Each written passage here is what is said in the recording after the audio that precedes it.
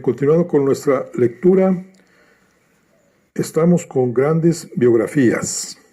Estamos viendo la vida y obra de Rembrandt.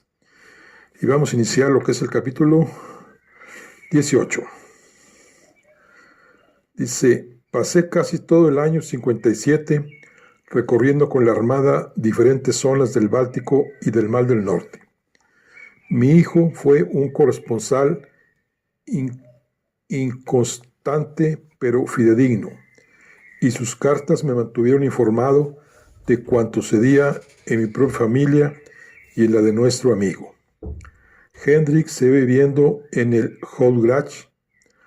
Al principio me había temido que la fiel Jantege pudiera sentir celos de ella, pero Hendrik era tan modesta y Jantege tan bondadosa, y llegó a cobrarle tal afecto a ese rebujo chiquito de ropas y sonrisas llamado Cornelia, que ambas mujeres compartieron en paz el mismo techo. En cuanto a los dos muchachos, eran tan radicalmente opuestos que no resultaba difícil llevarse bien.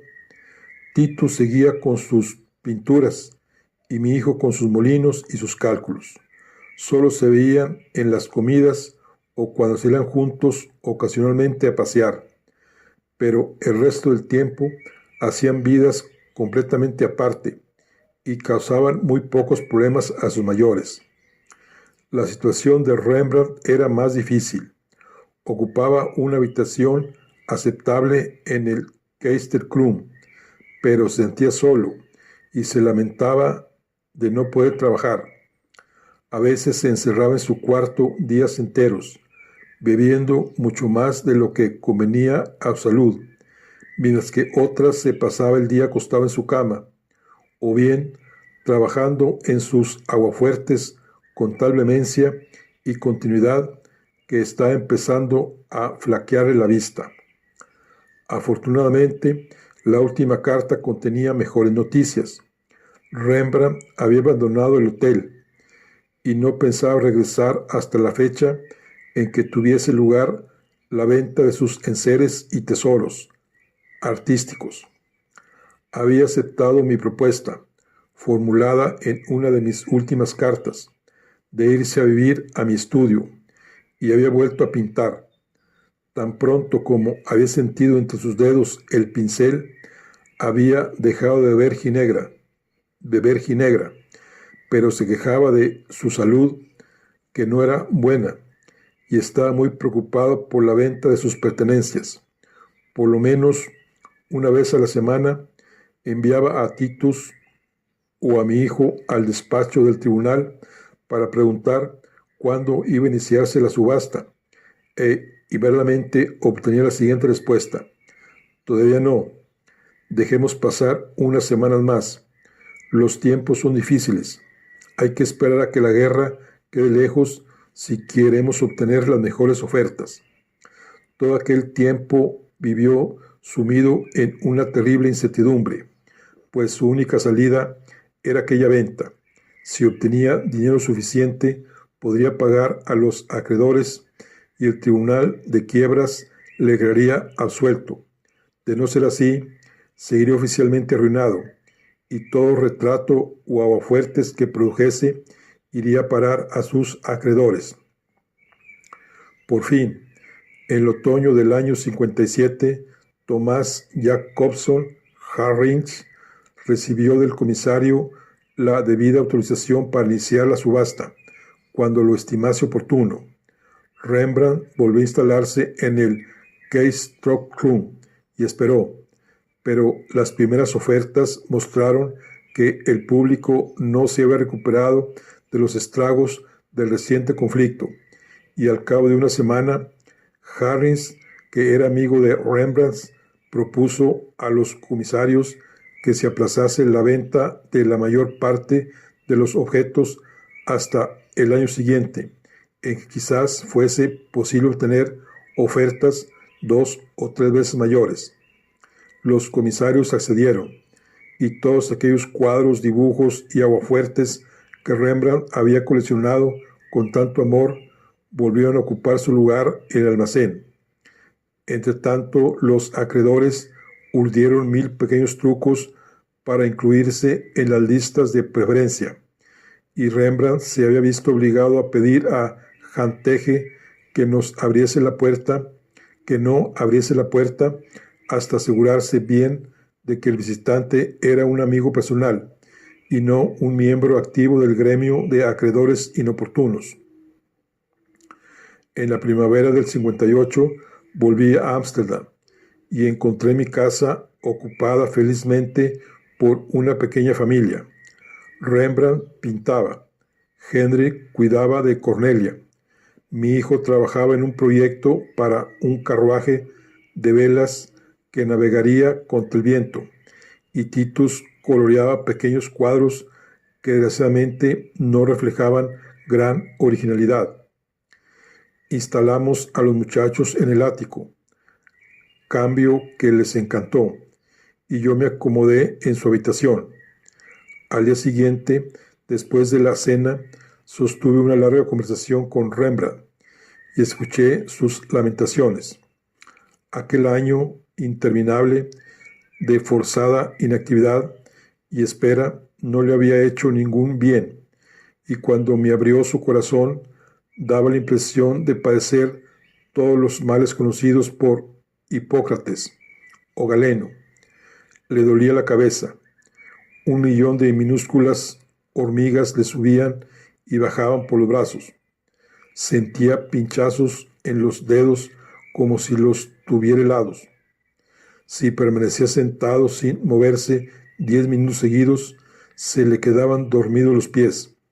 Sentía dolores en la espalda y en el pecho, y estaba convencido de que iba a morir de la misma enfermedad que se había llevado a Sakya, a la tumba. Pronto advertí que nada le ocurría en realidad a mi pobre paciente, salvo que llevaba una vida demasiado sedentaria y que estaba excesivamente solo. No me quedaba sino pedir al cielo que sus periodos de profunda melancolía no le indujesen al suicidio.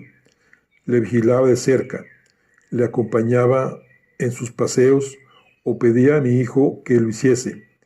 Empecé a sugerir que se uniese a Jean-Louis en alguna de sus expediciones marítimas, pero pronto tuve que renunciar a la idea, pues Rembrandt detestaba la vida de a bordo tanto como antes.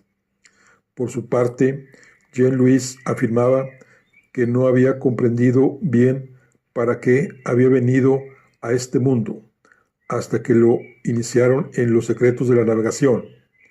En cuanto a mí se refiere, dividía mis domingos entre paseos a lo largo de Amstel y viajes por el Zuiderzee, mientras seguía esperando con Rembrandt y Hendrix, hasta que por fin, en el otoño del 58, exactamente 2 años después de ser declarado en bancarrota, el último arcón, el último cuadro, la última prensa de grabar y las últimas sillas fueron subastadas y recogidas en el Kreistrocken por sus nuevos dueños. Los contables del Tribunal de Quiebras se pusieron entonces manos a la obra, y pocas semanas después pudimos comparar cifras. Según Rembrandt, un juez muy poco de fiar en cuestiones financieras había dedicado a la adquisición de aquellos tesoros de 30.000 a 35.000 florines. Según los funcionarios del tribunal, casi siempre conservadores en estas materias, la menta debía haber proporcionado unos 13.000 florines, cantidad suficiente para satisfacer a los más exigentes acreedores y para permitir a Rembrandt empezar de nuevo sin compromisos.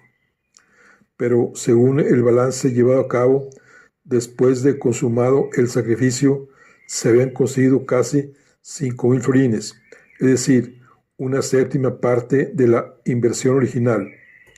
La casa se había valorado en algo más.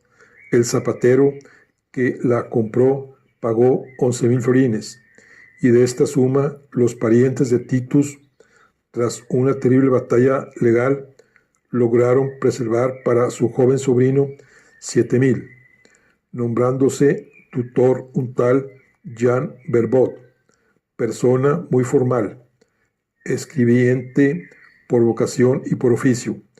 Titus, durante todo este tiempo, demostró una conmovedora lealtad hacia el hombre que, según los parientes de su madre, no era más que un manirroto y un pintamonas inútil, pero que según él era el mejor de los padres. La situación, en vez de mejorar con este doloroso sacrificio, había empeorado considerablemente. Los acreedores seguían acosando mi casa para ver si Rembrandt había pintado algún otro cuadro que pudieran apropiarse o embargar. Conocía yo a 2 miembros del Tribunal de Quiebras y decidí visitarles.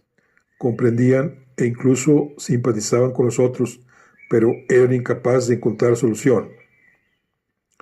Rembrandt, aquel hombre capaz de ver las cosas que ningún otro ser humano podía siquiera sospechar, había sido expulsado y desposeído, y nunca, yo estaba convencido de ello, lograría rehabilitarse a los ojos de la sociedad respetable. El problema con que nos enfrentábamos aquellos que le queríamos, a pesar de sus muchos defectos, y quizá un poco debido a ellos, era el siguiente: cómo conseguir que los años que le quedaban de vida fuesen medianamente felices.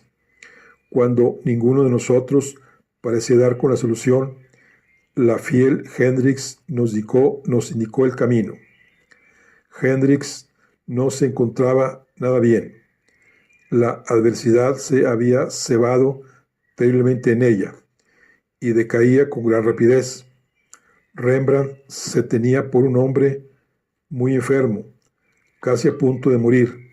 Siempre estaba hablándole a Hendrix de lo que debía hacer con Titus y la pequeña Cornelia cuando él hubiese desaparecido. Pero yo sabía que él la sobreviviría largos años, mientras que a ella, que nunca se quejaba, solo le quedaban unos años de existencia. Creo que ella misma se daba cuenta, pero era una mujer de extraordinario valor. Cocinaba para Rembrandt y Titus, negándose a permitir que lo hiciese Jange. Repasaba las ropas, tejía sus medias, llevaba las cuentas de cada céntimo que entraba en la casa y se las componía para esconder aquellos míseros peniques de los omnipresentes acreedores. Cierta noche me preguntó si podría hablar a solas conmigo. Como era una noche agradable de junio, la llevé al jardín y ahí me explicó lo que se proponía. El pobre hombre está ciego en lo que a dinero se refiere. Tiene puesta el alma en otras cosas. Me resulta violento pensar el modo en que estamos abusando de vuestra hospitalidad, pero por lo demás nunca he sido tan feliz. Nunca me sentí realmente dichosa en aquella casa, que era demasiado grande y lujosa para mí, pero sé que en cuanto el tribunal le absuelva, Rembrandt volverá a comprar cosas, no porque quiera tenerlas. Es tan difícil de explicar.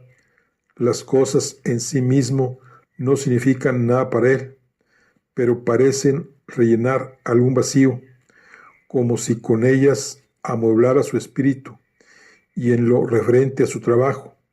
Para algunas cosas es el hombre más extraño que he conocido, y para otras el más débil. He estado pensando, suponed que Titus y yo abrimos una pequeña galería de arte y contratamos a Rembrandt para que trabaje para nosotros, pagándole como un carpintero paga a los ayudantes que contrata. Uno de mis hermanos es albañil y tiene 2 ayudantes. En cierta ocasión, uno de ellos tuvo un disgusto con su mujer Ella intentó embargar su salario, pero el juez dijo que aquello no se podía hacer. Por eso se me ha ocurrido todo esto. Es cierto que Titus es muy joven y que yo no entiendo nada de cuadros, pero podríais ayudarme vos o France o algún otro amigo. Os agradecería que me dijerais lo que pensáis o que lo consultáis con un abogado. Así podríamos tener de nuevo casa propia, pues ya os hemos molestado bastante tiempo. Le cogí las manos, asegurándole de que podría quedarse hasta el fin de sus días. Sentíame profundamente conmovido por la bondad de su corazón, por su lealtad y también, debo confesarlo, por lo razonable de su proposición. Como al día siguiente era domingo, invité a Rembrandt a pasear conmigo. Nos sentamos a orillas del canal y desahogué mi alma obligándole a escuchar un breve discurso que tenía cuidadosamente preparado. Sabía que a Rembrandt le causaba una aversión casi física toda alusión concreta a su dolorosa situación financiera, pero tenía que hacerlo. En cuanto vio los derroteros que tomaba la conversación, sacó del bolsillo, como de costumbre, un cuadernito de dibujo y buscó un lápiz de color. Esos dibujos pueden esperar, le interrumpí. Haced el favor de escuchar un momento lo que os tengo que decir. Lo único que deseo es ver si podemos encontrar una forma de que podáis volver a pintar. ¿Significan estas palabras que he abusado bastante de vuestra hospitalidad?, me preguntó, un tanto crispado. Rembrandt, sois un hombre hecho y derecho, padre de un hijo que pronto necesitará afeitarse. No os comportéis como un chiquillo. Por lo que a mí respecta, podéis quedaros toda la vida en mi casa, y vos lo sabéis. Lo sé, contestó. Perdonadme, pero me siento como encarcelado. Tengo la cabeza llena de ideas. A veces me cuesta trabajo contenerme cuando he trabajado con una plancha y quiero ver cómo resultaría. Una sola prueba sería suficiente. Y lo único que puedo hacer es ensuciarlo con un poco de tinta y después esperar a que algún amigo tenga la amabilidad de permitirme utilizar su prensa unos minutos. Y no puedo convertir vuestra casa en un taller.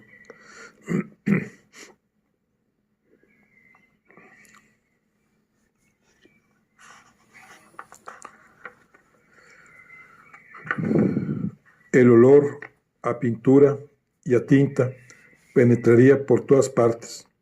Vuestros pacientes dejarían de acudir. Creerían que os dedicabais a coser algún terrible veneno.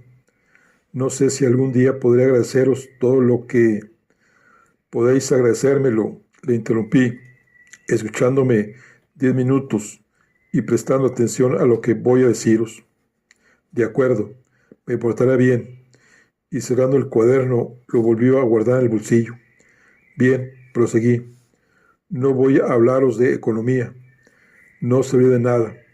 Si fueseis un hombre capaz de tener vuestras cuentas en orden, probablemente hoy serías contable de la Compañía de las Indias Occidentales, en vez de... Rembrandt me interrumpió. Sí, ¿en vez de qué? En vez de haber pintado unos cuadros que el mundo saludará como 300 años después de que me haya muerto. Quizá, tal vez antes. Lo que vuestros amigos intentamos es que volváis a tener vuestra propia casa y un lugar donde poder trabajar. Les puse el plan de Hendrix y concluí. Personalmente, me parece una excelente idea. Rembrandt siguió sentado y guardó silencio durante un rato. Cogió unos guijarros de entre las hierbas y los fue tirando al agua. Tiene gracia, dijo por fin, y esa es la mujer a la que no consideraba digna de recibir la Sagrada Comunión. Acepto, se puso en pie. Vamos a decírselo. Por fin podré volver a trabajar. Bueno, pues aquí concluimos la charla del día de hoy. Estamos con nuestro club de lectura. Concluimos el capítulo número 18 y ya vemos de que hay una alternativa para que Rembrandt vuelva a pintar y tenga su casa propia y su propio estudio. Vamos a ver cómo seguimos con la narración del doctor. Nos vemos en la siguiente. Hasta luego.